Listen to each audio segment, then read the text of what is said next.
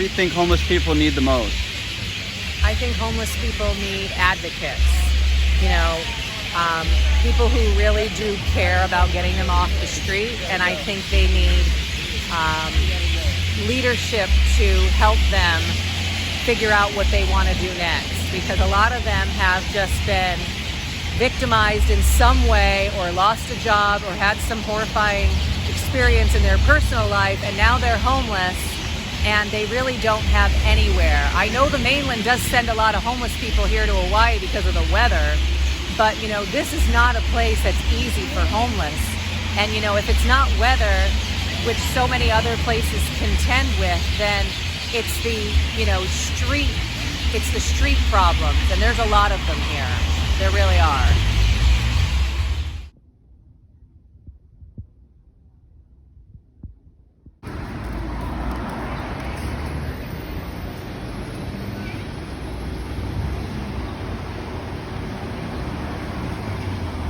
Hi.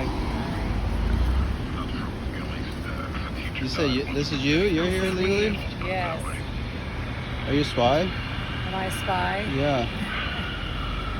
I definitely belong in Russia, let's put it that way. You don't sound Russian. No. It's been a horrible ride, let's say. You say you're homeless? Yes. How long have you been homeless? 4 years now. Have you been in Waikiki during that whole time? I've been in Hawaii on Oahu that whole time. I've been in Waimanalo, I was in Makaha, Waianae. I've been in Honolulu, Waikiki, kind of all sides of the island, except the North Shore. Interesting. How do they differ from each other? Well, down here is not quite as local. You know, Waimanalo is very, very local, and Makaha is probably even a smidge more local. So, you know, it is a bit of a minor miracle that I've made it this long, honestly, as a haole, with a nickname at the Hui Maya Aina as the white girl by Roz.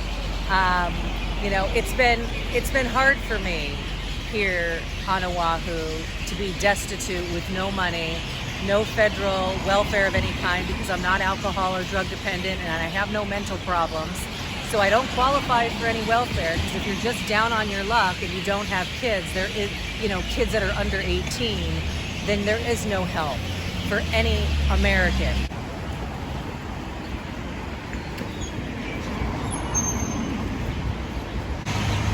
It's illegal to sit and lie in Waikiki, so where do you go when you have to sleep? Well, it's a good question, because there's really not anywhere legal to go, yeah? You know, I can protest, and I can protest on a sidewalk, and you can take a break, and you can meditate. So, you know, I haven't pushed my luck on the sidewalk, although I have a legal right to do so. But I do try to just move around. At times, some storefronts have been willing, you know. Waikiki and Hawaii are very corrupt. And believe it or not, they have this really corny, yet totally illegal, in my opinion, law where a certain amount of feet in front of storefronts are considered private property, supposedly.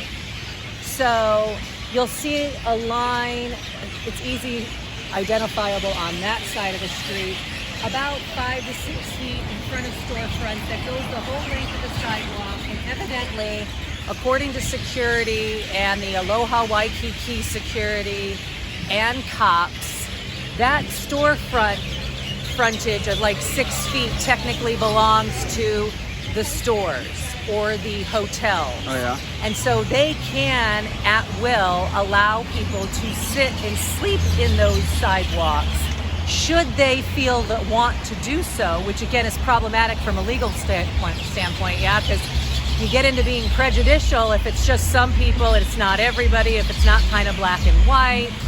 You know, if anybody gets injured in those areas, I guess these businesses are willing to assume that liability too, although I don't know why they would.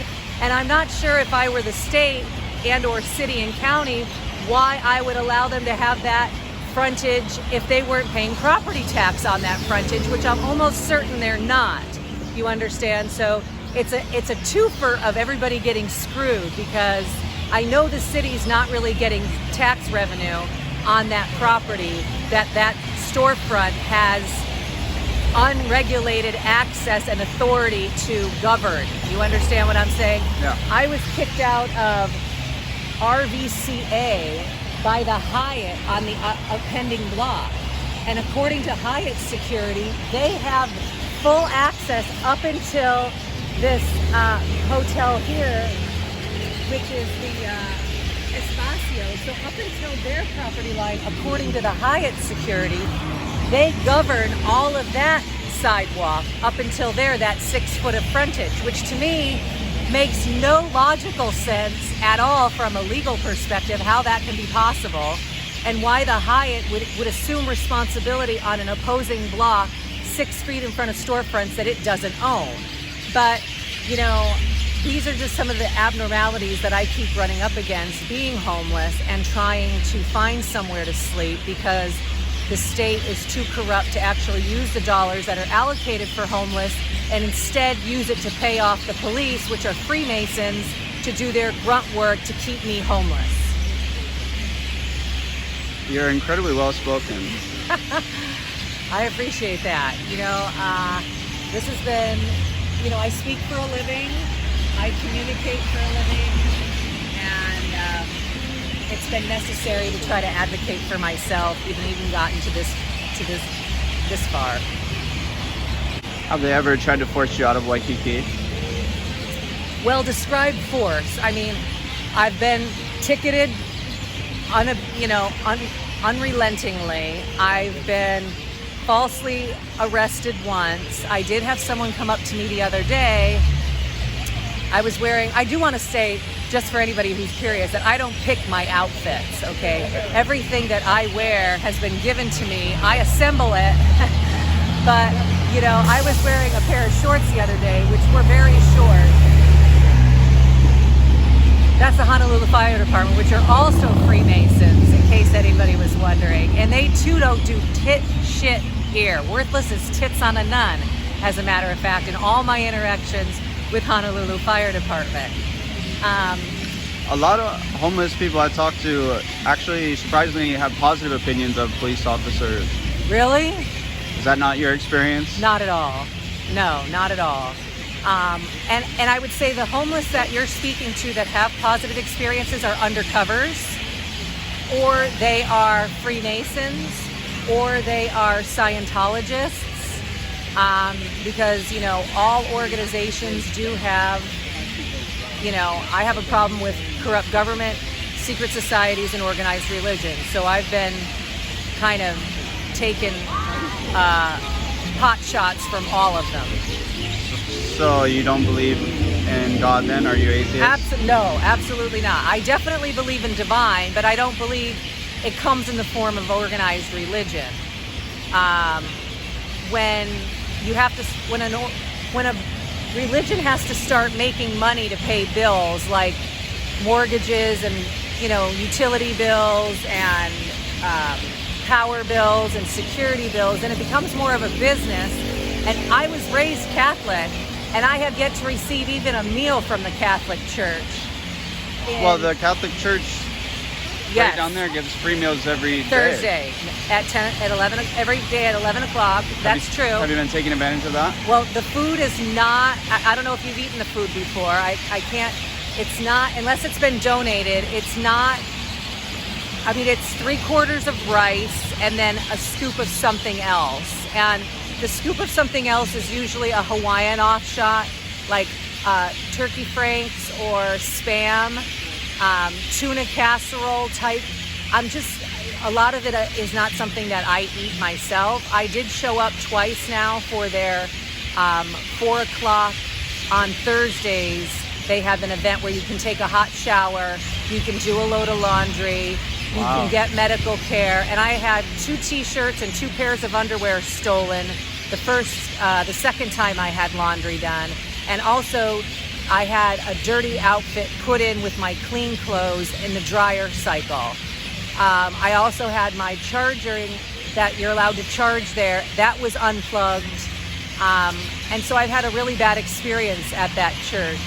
And with the so few clothes that I have, to go there, to then hand over 100% of what I own while they give me one clean outfit that I can shower into, and then to have 2 pairs of, 2 t-shirts and 2 pairs of underwear, when I only have 4 pairs of underwear now to my name, and I only got them like a week ago. I can't afford that. I really can't afford that. So I haven't been back.